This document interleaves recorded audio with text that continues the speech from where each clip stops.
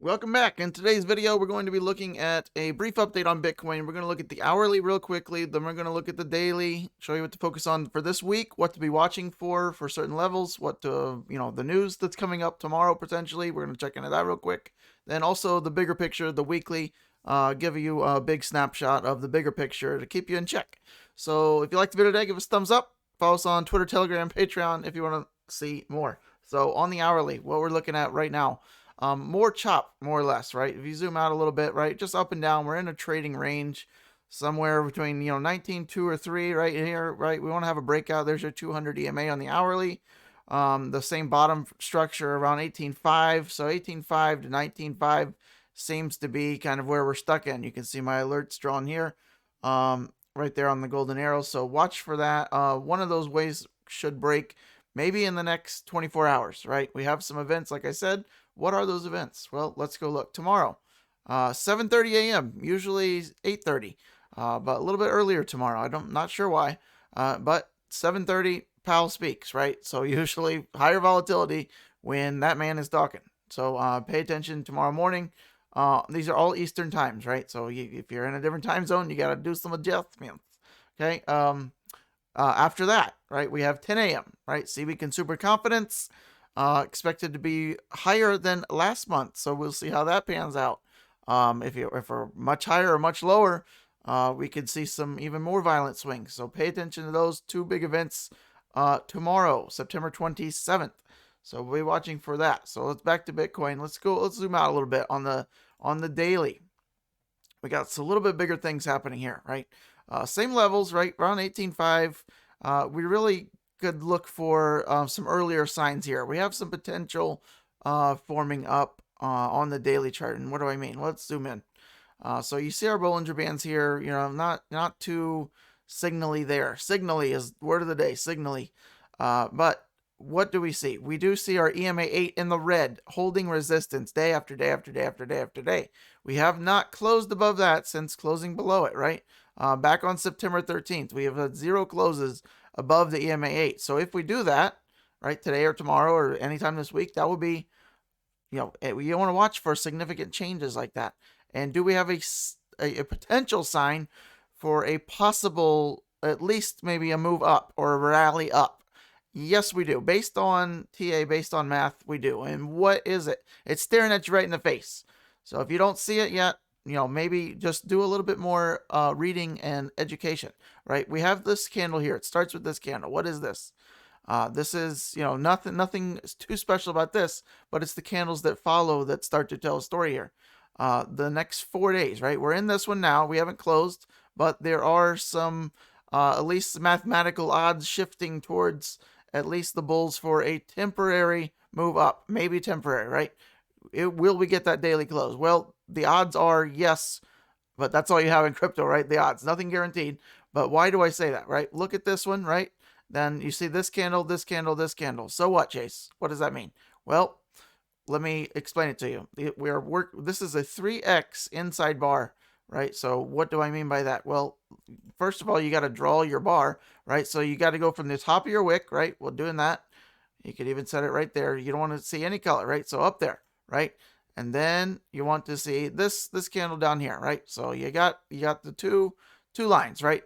The next 3 candles are all inside of that candle, close and open, right? The open, high, low, and close, right? Look at that. So the next candle is slightly under the top and under that one, right? So anything inside of here, these are a little bit more rare than not, right? So I'm gonna break it down. Stay with me, right? 1x. So we have a 1x inside bar here, followed by yet another one, right? This also falls within that shadow, right? And so does this one. This also follows inside that shadow. And now we're actually working on a potential 4x inside bar, right? But what you want to look for is as these candles narrow, what do you notice? This third day, right, yesterday, has now already been broken by this daily candle. So usually when you have these like 2, 3, 4x candles inside bars, whichever way breaks first has the greater potential of following that direction than the other way, right? So we broke outside of the top of this candle first, right? 19.2, right? We broke outside of that one first. So that is where the odds weigh on the daily, right? It's not a weekly, it's not a monthly candle, but a daily candle, slight edge to the bulls because of that pattern playing out. Now, there's probably not a whole lot of people looking at that, right? You got to be real deep into TA to be starting to grab that out of there. And, normally, in years past, I would have never seen that, right? But I am studying to be a CMT, Chartered Market Technician, and you start to pick up on little things as you get a little bit smarter and more educated. So I'm passing that information on to you. Hopefully you find it a little bit interesting. We'll see how this ends up going. But on the daily, we're starting to show signs of maybe a little bit of a move up. Now, where could we get a little bit more bullish? Well, I'd love us to break through 19.5, right? Because that's been kind of the slide down, the line in the sand, right? You could even drag this all the way out here, right? You see how we broke it there, and then it's been resistance ever since, about a week now.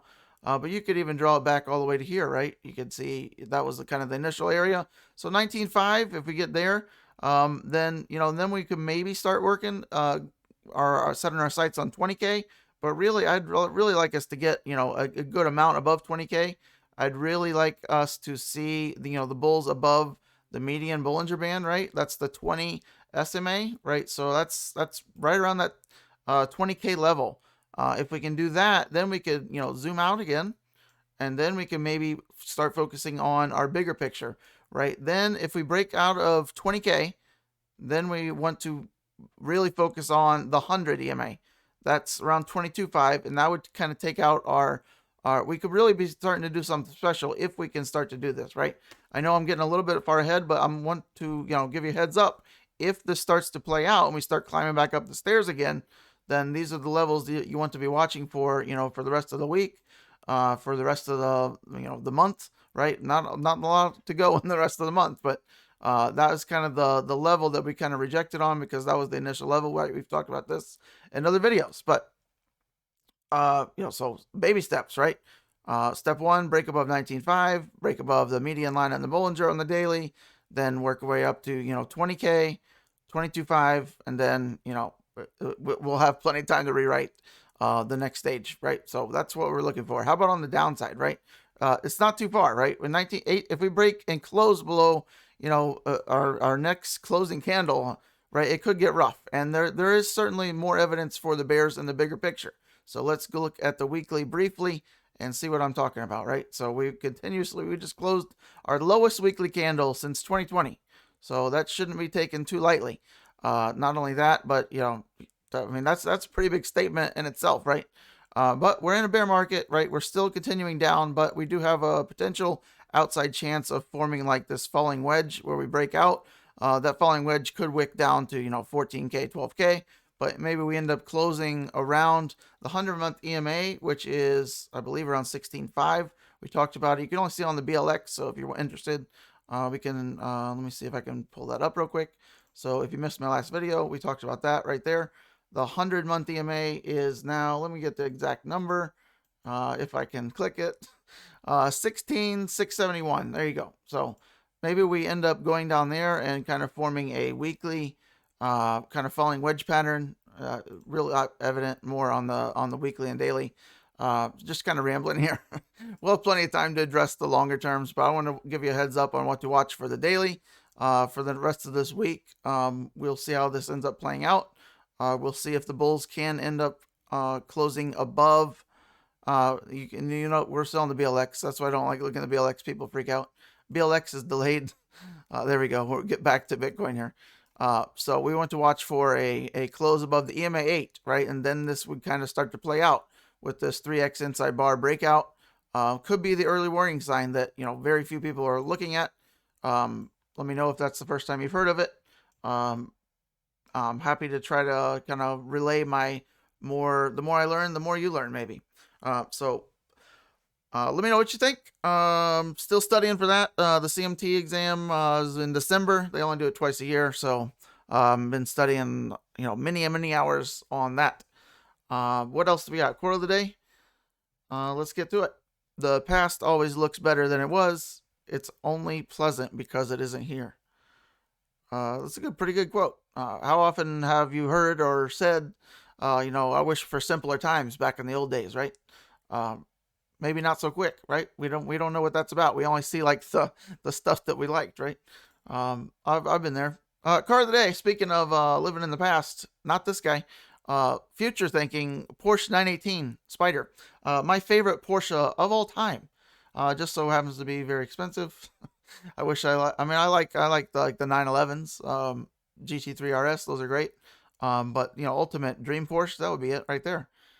Got a couple different angles. Look at that exhaust. The nastiest exhaust in any car ever, I believe. That is pretty sick and just blows your brains out, right? Your head's like right there. You shift and bam. All right, that's it. Hopefully you found that mildly entertaining and educational. And if so, thumbs up if you haven't already. I'll see you on the next video, hopefully real soon.